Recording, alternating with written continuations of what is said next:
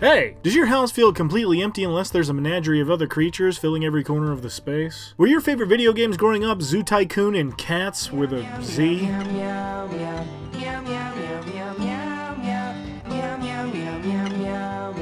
Well, congratulations! You might be a shepherd druid. But what is a shepherd druid? Well, round up some sheep, find a large grassy knoll, and get you one of those caney hooky thingies because we're in it for the herd.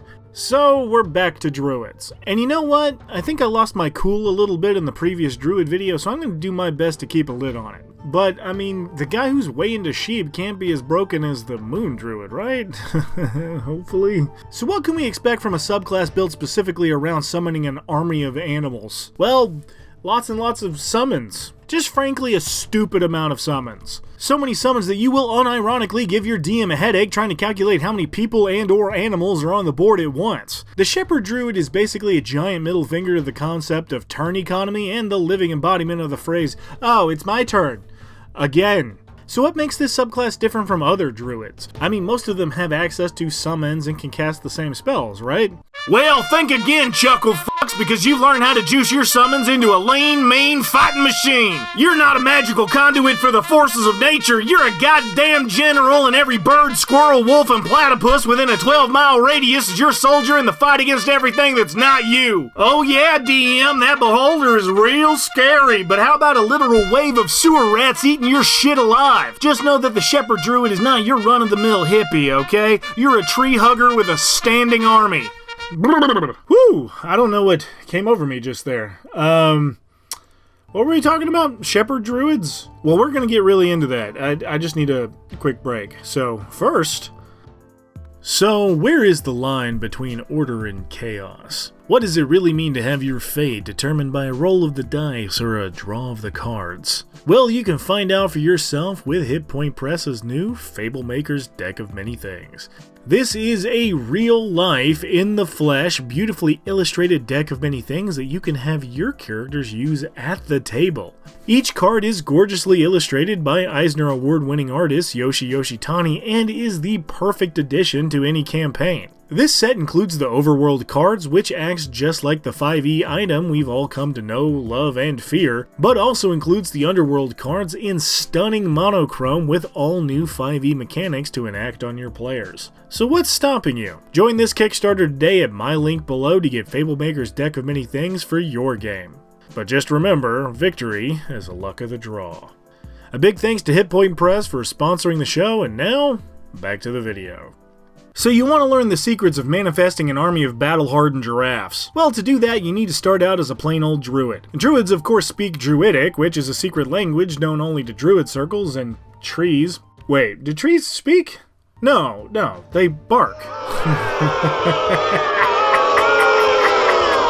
But being in tune with that sweet tree magic gets you a little bit of that crunchy natural good stuff. And if you thought Aunt Flo was a bitch, wait until you get a load of Mother Nature. Second level is here already, and it's a big one for us. Starting off, you get Wild Shape, so you can transform as a beast of a certain challenge rating depending on your druid level. There's a nice long laundry list of ways to do this and what you can transform into, making the druid not only the most complicated class in 5e, but also the one that requires textbook knowledge of the rules in order to make it work. So as much as I'd love to spend an hour running through the crazy maneuvers you can pull off with this ability, let me simplify it to its most basic combo. Cast Flaming Sphere in room full of bad guys, turn into mouse and scurry into rafters, gaze upon your mayhem, profit. But you also get the Wild Companion optional ability, letting you spend one use of your Wild Shape to cast Find Familiar instead. While not exactly the best use of your Wild Shapes, it is perhaps more in character for you as a summoner of beasts. But why didn't you just cast Find Familiar as a ritual off the Druid spell list? Wait, is Find Familiar not a Druid spell? But like animals. Weird. Well, in any case, your druid also gets to choose their preferred circle, and of course we're going with the Circle of Shepherds. This immediately gives us the ability to speak with animals with Speech of the Woods, where we can, we can straight up talk to animals without having to cast a spell. Now you can figure out why bees have to dance anytime they need to get a point across, or why pandas do a handstand when they pee. Yes, that's real, look it up. But it's mostly there just to tell Scratch what a good boy he is.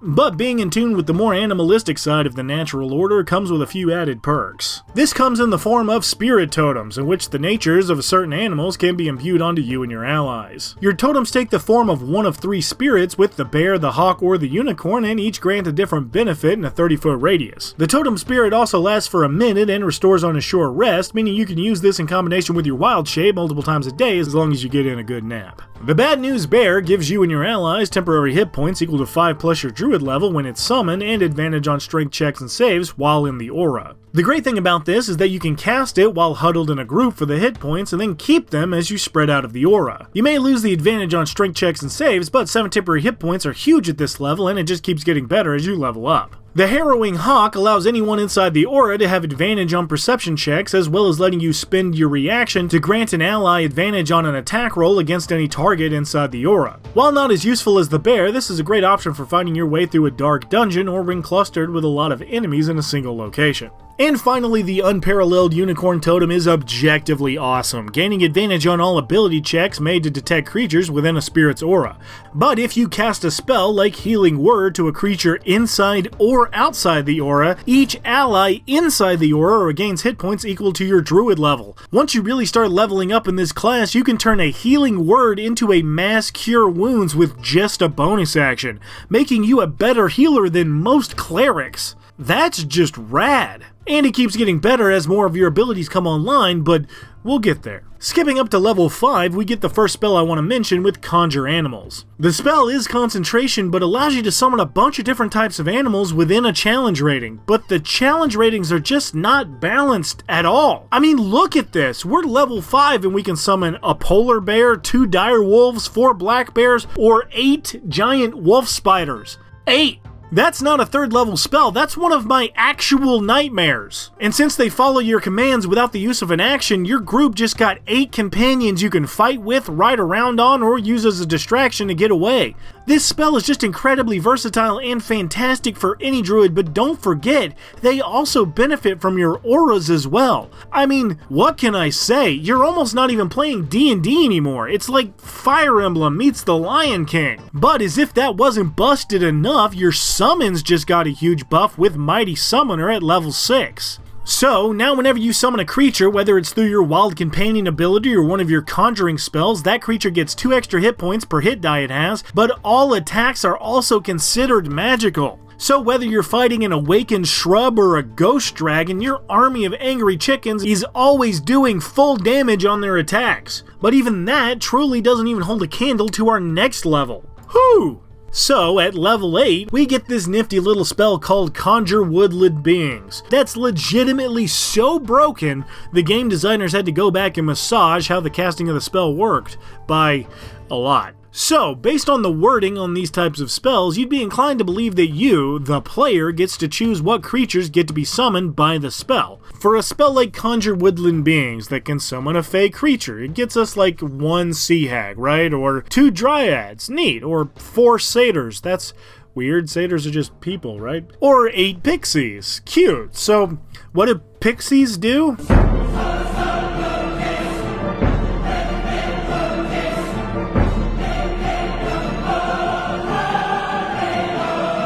That's right, motherfucker, you just got 8 castings of polymorph to turn your entire party from a couple of jackasses into a team of fucking T-Rexes! F Jurassic Park, this Cretaceous Park, dumbass! It's the land before time up in this bitch! Imagine rolling up on the Necromancer's Tower and just knocking the entire thing down with the power of 8 goddamn dinosaurs! It's stupid how strong this is! We're level 8!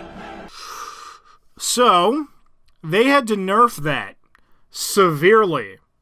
Oh, I'm sorry. Clarify the rules as intended. So now, while you choose the CR of the creatures you'd like to summon, your DM chooses what creature that is. You know, for balance or whatever. Still, if your DM lets you get away with this, they're a little bit of a madman anyway, but I always play by the rules that if you can do it, I can do it. So, if you bring this sheet to my table, get ready to experience an all-out dinosaur war, because you've completely derailed any sense of balance this game never had to begin with. Finally, moving on to 10th level, we gain the Guardian Spirit ability that lets any of your summoned creatures hanging out in whichever totem aura you choose regain half your druid level and hit points whenever they end your turn in said aura. While I still think the Unicorn Totem is the most useful in most situations, this allows you to give your guys that extra boost they need without always relying on just one type of aura. Expanding your options on what to choose and when is never not a good thing. You can also pick up the spell Conjure Elemental, which is a bit riskier version of the stuff we've been using, letting you summon stuff like fire, earth, wind, and water elementals, or something that looks like a creature from real monsters. The main difference between this version and things like Conjure Minor Elemental is that if you lose concentration, the monster just goes on a rampage attacking anything it comes across, including you or your allies if you're in the way. So if you do take this, make sure to pick up something like Warcaster so that losing your concentration is less of an issue. 14th level is where we get our final Shepherd Druid ability with Faithful Summons. Now if you drop to 0 hit points, the forces of nature automatically cast Conjure Animals around you as if you cast it with a 9th level spell slot. This gives you 4 CR2 beasts to protect you in your time of need. So as soon as you pass out, you can expect a giant boar, a rhinoceros, a saber-toothed tiger, and a plesiosaurus to put down their differences and protect their best good friend. This requires no concentration, and they just hang out and attack all enemies around you for an hour, or until you wake up and dismiss them, which is just wild. Phew! Well, that leaves us with just the classic broken druid shit. 9th level spells like Shape Change to become a literal dragon, Timeless Body at 18th level, making it to where you pretty much no longer age, but also beast spells so you can conjure that herd of battle giraffes as a battle giraffe. But it's 20th level where you become an Archdruid, letting you wild shape an infinite amount of times and ignore verbal and somatic components for druid spells and never use up the material components when casting.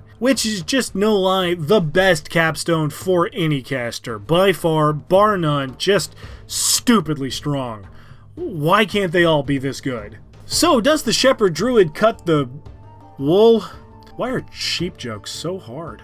Well, considering the creators of 5e had to nerf the druid summonings in general and you're the best druid summoner, yeah, I'd say so. Imagine being so good at something the game makers had to tell you to just stop doing that. But you've got some incredible healing potential, the ability to wild shape, and the versatility of a full caster on top of being an absolutely insane summoning specialist. You really cannot go wrong with this subclass. It's got it all. Your only downside is the fact that many of the things you need do require concentration, and that can be hard in a big fight with a lot of AoE. But that's what makes your wild shape so important, as you can summon your menagerie and then turn into a bird and hide while the giant spiders take on the bad guy. It's truly bananas how many things you can bring to the board at one time. Finally, add on top of all this madness your insane buffs with the spirit totems and you are a one-player force to be reckoned with. Somebody at Witches of the Wharf just really loves druids and is not afraid to give them absolutely broken abilities during the late game. But again, here we are with the druid just smashing its way through every subclass we talk about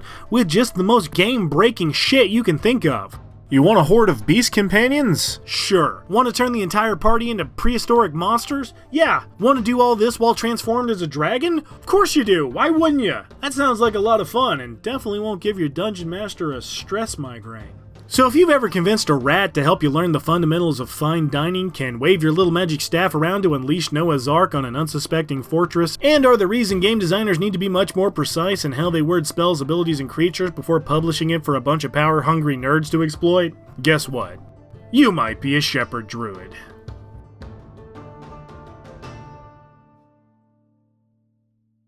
Hey guys, thanks for watching.